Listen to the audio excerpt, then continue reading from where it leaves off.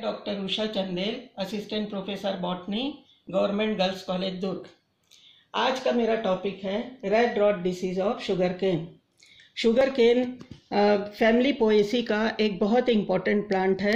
इसका botanical name सैक्करम officinarum है और यह शुगर का एक प्रमुख सोर्स है। वैसे तो बहुत सारे पौधे हैं जिनसे हमें शुगर प्राप्त होती है, मगर हम जितना शुगर यूज़ करते हैं उसका 75% भाग जो है वो इसी शुगर केन से प्राप्त होता है।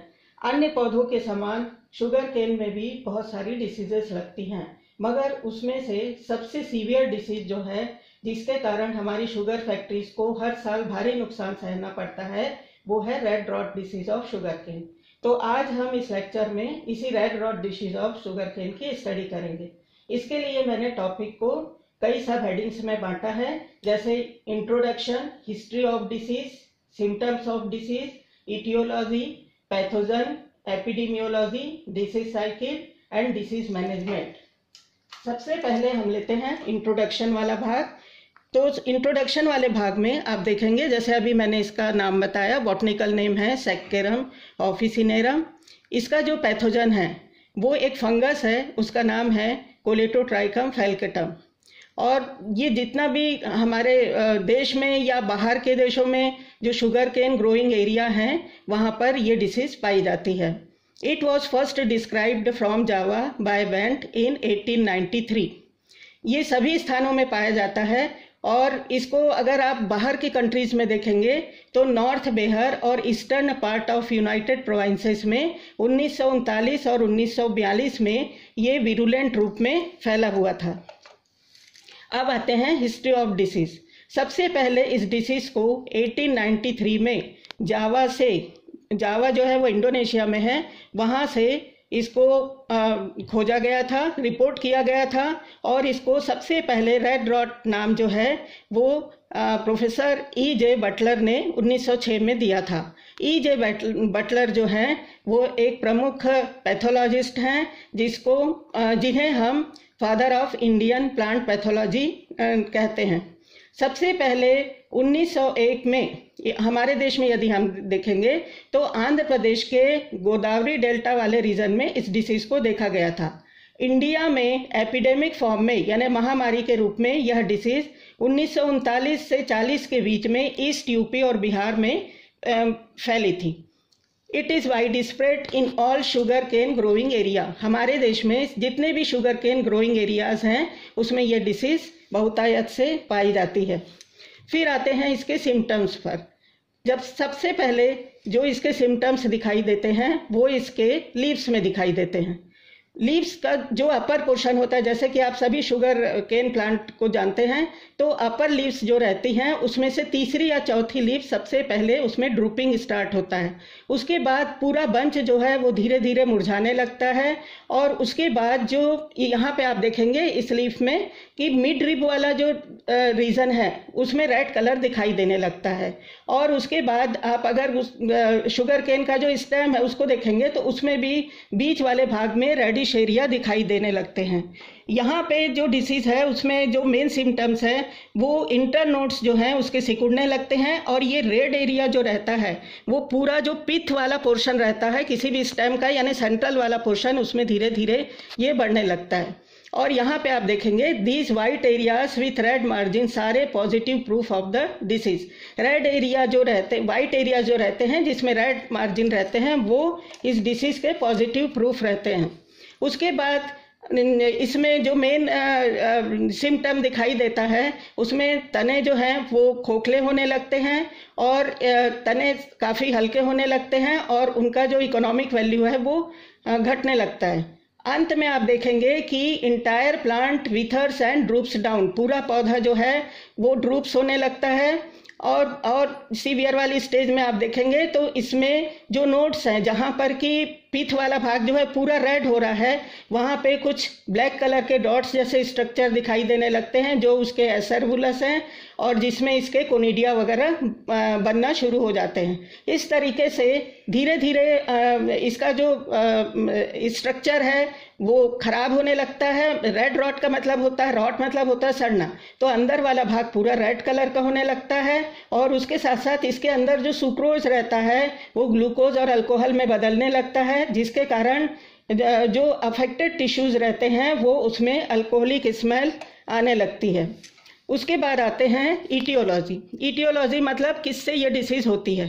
तो red rot of sugar cane जो है वो कोलेटोट्राइकम फैल्केटम से होता है, जो कि सब डिवीज़न ड्यूटेरोमाइकोटिना का एक मेंबर है।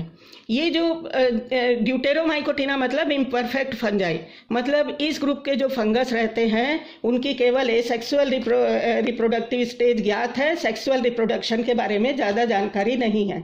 मगर फिर भी कोलेटोट्राइकम फैल्केटम की जो परफेक्ट स्टेज है उसको ग्लोमेरेला टुकुमेनेंसिस के नाम से जाना जाता है और जो एस्कोमाइकोटिना का मेंबर है। उसके बाद आते हैं नेक्स्ट जो पॉइंट है पैथोजन। कोलेटोट्राइकम फैल्केटम के बारे में और अधिक जानकारी इसमें, जैसे कि ये इसका कॉजल ऑर्गेनिज्म है तो इसका जो माइसीलियम है वो इंटर और इंट्रासेलुलरी दोनों होता है और होस्ट टिश्यू के पैरेनकाइमेटस सेल्स के बीच में फैला हुआ रहता है। इसके जो हाइफी रहते हैं वो एपिडर्मिस के नीचे जमा होकर स्ट्रोमा के रूप में दिखाई देते हैं। स्ट्रोमा का अर्थ होता है डेंसली पैक्ड सेल्स होती वहाँ पे, और वो सब आपस में मिलकर इस डायग्राम में जैसे दिखाई दे रहा है कि वो एपिडर्मिस के नीचे जमा होकर स्ट्रोमा का निर्माण करते हैं और स्ट्रोमा में कुछ पैरेनकाइमेटस सेल्स दिखाई, पैरेनकाइमा के ऊपर यहाँ पे आप देख रहे हैं कि कोनिडियोफोर ऊपर की तरफ दिखाई दे रहा है जो अपने टिप पर कोनिडिया का निर्माण करने लगते हैं। तो ये जो कंप्लीट स्ट्रक्चर रहता है यही स्ट्रोमा है और यहाँ पे स्ट्रोमा के बीच बीच में यहाँ पे सीटी दिखाई दे रही, सीटी या सीटा, जो कि इनके बीच बीच में डिस्पर्स रहते हैं। इस एसरवुलाई जो रहते हैं वो नोड्स के ऊपर या नीचे जनरली ज़्यादा दिखाई देते हैं। Acervuli are black velvety bodies develop in cluster, ये गुच्छों में डेवलप होते हैं। Acervuli are black asexual fruiting bodies giving rise to conidiophore. Acervuli जो रहते हैं वो एक्चुअली इनके एसेक्सुअल फ्रूटिंग बॉडीज हैं और गिविंग राइज टू कोनिडियोफोर, जो आगे चलकर कोनिडियोफोर को बनाते हैं। Aseptate conidiophore on which one celled falcate conidia are formed. जो कोनिडियोफोर्स ऊपर की तरफ बढ़ते हैं वो इसके aseptate and single celled conidia का निर्माण करते हैं। इसके जो कोनिडिया रहते हैं वो कैरेक्टरिस्टिक्स रहते हैं, मतलब वन सेल्ड होते हैं, सिकल शेप्ड होते हैं, जिनको हम फैल्केट भी बोलते हैं, वो इसका एक इम्पॉर्टेंट पॉइंट है। उसके बाद एक और खास बात इसमें पाई जाती है कि इसमें ऑयल ग्लोब्यूल पाए जाते हैं, लार्ज ऑयल ग्लोब्यूल पाए जाते हैं जो इसके कोनिडिया के सेंटर में पाए जाते हैं। इसके साथ साथ इसमें जैसे कि पहले ही बताया कि इसका जो परफेक्ट स्टेज है उसमें पेरिथीशिया का निर्माण होता है, जो ग्लोबोज होते हैं, सुपरफिशियल होते हैं और ये होस्ट टिश्यू में धसे हुए रहते हैं। और इसके अंदर पेरिथीशिया के अंदर अनेक न्यूमेरस क्लेवेट एंड पैराफाइसिस पाए जाते हैं। उनके बीच बीच में एस्कस रहते हैं जिसमें 8 एस्कोस्पोर्स डेवलप होते हैं। मगर ये जो स्टेज है परफेक्ट स्टेज, ये हमारे देश में बहुत ज़्यादा कॉमन नहीं है। अब आते हैं एपिडेमियोलॉजी। एपिडेमियोलॉजी मतलब इस डिसीज़ को कौन कौन से इन्वायरमेंटल फैक्टर है जो फेवर करते हैं। इसमें आप देखेंगे कि ये जो रेड रॉट डिसीज़ है वो directly affected by prevalent climatic condition, यानी डिपेंड करती है क्लाइमेटिक कंडीशन में। यहाँ पे अगर हाई टेम्परेचर है जैसे 24 से 33 डिग्री सेंटीग्रेड के आसपास और ह्यूमिडिटी ज़्यादा है तब ये डिसीज़ बहुत सीवियर फॉर्म में फैलती है। इसके साथ साथ वाटर लॉगिंग कंडीशन है, मतलब पानी के निकास की पर्याप्त व्यवस्था नहीं है, उस समय भी ये जो डिसीज़ है वो बहुत तेज़ी से फैलती है। उसके बाद आते हैं डिसीज साइकिल पर। तो यहाँ पे डिसीज साइकिल में आप देखेंगे कि प्राइमरी इनोकुलम मतलब क्या होता है कि सबसे पहले इन्फेक्शन कहाँ से होता है। वैसे ये डिसीज जो है वो सॉइल बोर्न है। इसको सॉइल बोर्न और सीड बोर्न दोनों अपन कह सकते हैं, क्योंकि इसके जो स्टॉक्स लगाए जाते हैं गन्ने के वो अगर डिसीज्ड है तो उससे भी नेक्स्ट जनरेशन में डिसीज जा सकती है। यहाँ पे continuous cultivation of the same variety of sugar cane is a particular locality. इसका मतलब है कि अगर सेम वेराइटी को बहुत समय तक आप एक पर्टिकुलर लोकेलिटी पर ग्रो करते हैं तो वहाँ पर भी ज़्यादा चांस रहते हैं इसके ग्रो होने के। Cultivation of susceptible cane variety in the neighbouring area, अगर आसपास के खेतों में अगर ससेप्टिबल वेराइटी लगी हुई है तो उस समय भी चांसेस रहते हैं इसके ज़्यादा इन्फेक्शन के।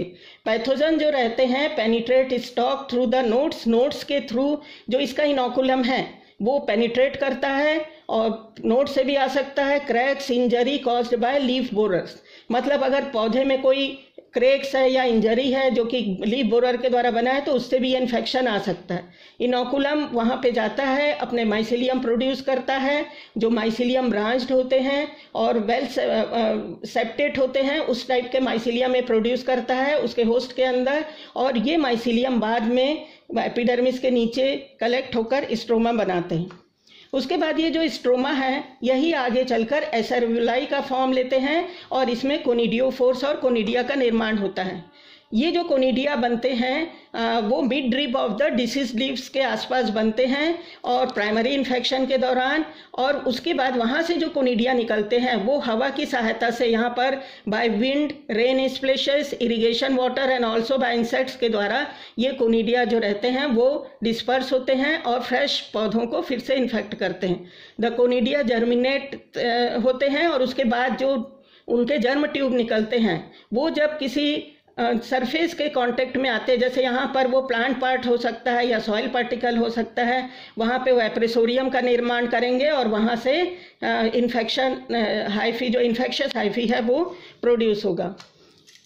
मैच्योरिटी के बाद hypha become thick walled and dark and produce greenish black chlamydospores. Maturity के बाद फिर मतलब जब ये कोनिडिया बन चुके होते हैं उसके बाद जब मैच्योरिटी आती है तो ग्रीनिश ब्लैक कलर के क्लेमाइडोस्पोर्स पिच सेल में बनने लगते हैं, और ये जो क्लेमाइडोस्पोर्स रहते हैं रेजिस्टेंट स्ट्रक्चर रहते हैं और ये डॉर्मेंट कंडीशन में रहते हैं और लॉन्ग पीरियड तक ये डॉर्मेंट कंडीशन में बने रह सकते हैं। अगर इसमें इसका सेक्सुअल स्टेज जैसे कि पहले ही बताया कि यहाँ बहुत ज़्यादा कॉमन नहीं है, अगर सेक्सुअल स्टेज होगी तो वहाँ पे पेरिथीशिया, एस्कोस्पोर्स और एस्कस बनेंगे। अब आते हैं उसका disease cycle of Colletotrichum falcatum. Graphical disease cycle है, यहाँ पे देखेंगे इसके दो फेज होते हैं कोई भी डिसीज साइकिल में, एक डॉर्मेंट फेज में रहता है जब पैथोजन वो, और दूसरा एक्टिव फेज। तो यहाँ पे डॉर्मेंट फेज में आप देख रहे हैं dormant mycelium in the diseased cane. अगर जो डिसीज्ड केन है वो अगर उसमें इसके क्लेमाइडोस्पोर्स वगैरह हैं तो वहाँ पर वो डॉर्मेंट फेज में, क्योंकि क्लेमाइडोस्पोर डॉर्मेंट फेज में रहता है तो वहाँ पर वो सर्वाइव कर सकते हैं। वहाँ से आप देखेंगे कि ये क्लेमाइडोस्पोर्स जब पौधे को हम लगाते हैं, नेक्स्ट जनरेशन के पौधों को लगाते हैं तो वो जर्मिनेट होते हैं, जर्म ट्यूब के द्वारा वो नए सीडलिंग स्टेज में जाते हैं पौधे के, और वहाँ पे वो उसके अंदर सिस्टेमिकली मतलब उसके अंदर ग्रो होते हैं और उसके बाद होस्ट को इन्फेक्शन करते हैं, सिम्टम्स अपीयर होता है और उसके बाद फिर कोनिडिया बनता है माइसिलियम से और वो जर्मिनेट होकर जर्म ट्यूब से फिर ये जो साइकिल है वो चलती है। इसी के साथ साथ यहाँ पे डॉर्मेंट माइसिलियम जो है वो यहाँ पे डिसीज्ड सेट्स, मतलब जब गन्ने का जो सेट्स रहता है अगर वो डिसीज्ड है तो वहाँ से भी ये जो है नए पौधों को इन्फेक्ट कर सकते हैं सॉइल से, और इसी तरीके की ये साइकिल जो है वो कंप्लीट होती। रैटून्स जो होते हैं उसके थ्रू भी, क्योंकि काटने के बाद जो रैटून्स निकलते हैं उनकी सहायता से भी ये जो कोनिडिया है वो बन सकते हैं स्ट्रोमा के अंदर और वो भी इन्फेक्शन कॉज कर सकते हैं। क्लेमाइडोस्पोर्स जो हैं जो सॉइल में रह जाते हैं वो भी आगे चलकर फिर अगर वो क्लेमाइडोस्पोर स्टेज में आ गया फिर वो डॉर्मेंट स्टेज में चला जाता है, यहाँ पे स्पोरुलेशन होता है, तो ये एक्टिव फेज है। लास्ट में हम आते हैं कि इसका मैनेजमेंट किस तरीके से किया जा सकता है। Red rot is often referred as cancer of sugar cane, और इसका कोई इफेक्टिव मेथड नहीं है कि इसको कंट्रोल किया जा सके, फिर भी इस डिसीज का मैनेजमेंट कई तरीके से किया जा सकता है। सबसे पहले तो हमको डिसीज फ्री हेल्दी क्रॉप लेना चाहिए। फिर इसमें जैसे यहाँ पे लिखा है कि 54 डिग्री सेंटीग्रेड फॉर 1 आवर और soak the setts overnight in thiophanate, methyl and pseudomonas. इसमें अगर इसको डीप करके रखने के बाद फिर उसको अगर बोया जाता है तो उससे थोड़ा सा ये मैनेज हो सकता है। क्रॉप रोटेशन तो बहुत कॉमन मेथड है जिसमें पैडी और ग्रीन मैन्यूर के साथ उसका रोटेशन किया जाता है। रेनी सीजन के समय जो रहता है डिसीज बहुत तेजी से फैलता है तो वहाँ पे साफ सफाई रखना चाहिए। Disinfecting soil around the diseased clumps with 1% carbendazim solution and use of resistant variety जैसे BO91, COS 767 एक्सेट्रा। ये सब जो है ये इसके मैनेज करने के तरीके हैं। तो ये पूरा था red rot of sugar cane के बारे में। धन्यवाद।